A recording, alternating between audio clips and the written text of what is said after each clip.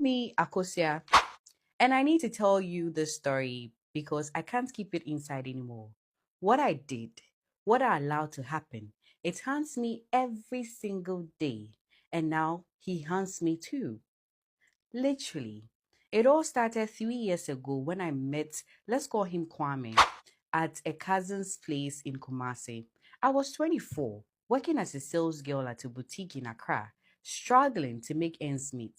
Kwame was everything I thought I wanted: tall, handsome, with a good job as an accountant at a big international firm. He had his own car, his own apartment, and plans for the future. When he approached me and asked for my number, I felt my prayers had been answered. For the first 3 months, everything was perfect. Kwame was attentive, generous, and made me feel special. He would pick me up from work, take me to nice restaurants, and talk about building a life together. My friends were jealous. My mother was already planning our wedding in her head. And then things started to change. He became distant. The calls became shorter. The visits became less frequent. I would see him online on WhatsApp, but he wouldn't reply to my messages for hours, sometimes days. When I asked what was wrong, he would say he was busy at work. But a woman knows what a woman knows. One evening, I decided to surprise him at his apartment. I bought his favorite food from a chop bar we go to, and I took a taxi to his place. When I got there, I heard laughter inside, his laughter mixed with a woman's voice. My heart stopped. I knocked on the door, and when I opened it, I saw her sitting on his couch, comfortable, like she belonged there. Her name, let's call her Amma. And from the way she looked at me, I knew she wasn't just a friend. Kwame tried to explain. He said she was his co worker and they were just working on a project. But I'm not a fool. The way she smiled at me, that superior smile that said she had won something I didn't even know we were competing for, I would never forget.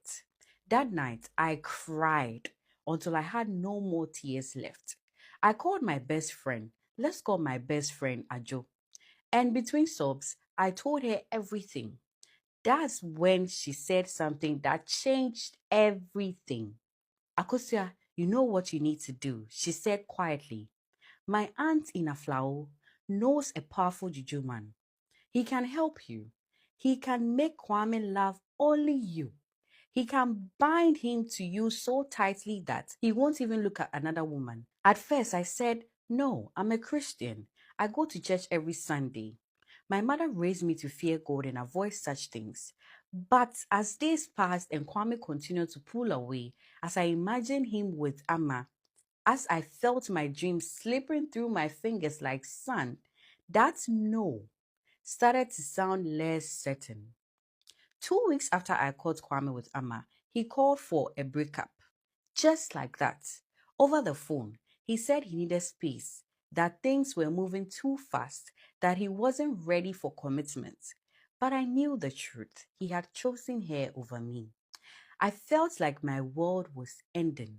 I had invested so much in this relationship: my time, my emotions, my dreams. I had already told my family about him. My younger sister looked up to our relationship, and now I was going to be the one who couldn't keep a man, the one who lost him to another woman. That's when I called Ajo back. I want to see the Juju man, I told her. She picked me up the following Saturday and drove to Aflao, a town near Togo border.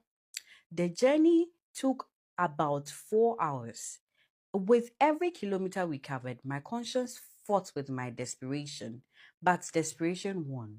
The Juju man's compound was hidden behind a cluster of trees. The place looked ordinary from outside, just like any typical home, with a small yard.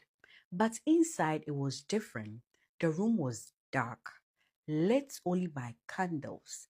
There were strange sculptures on the walls, bottle filled with liquids that I couldn't identify, and the smell of incense mixed with something else that made my stomach turn.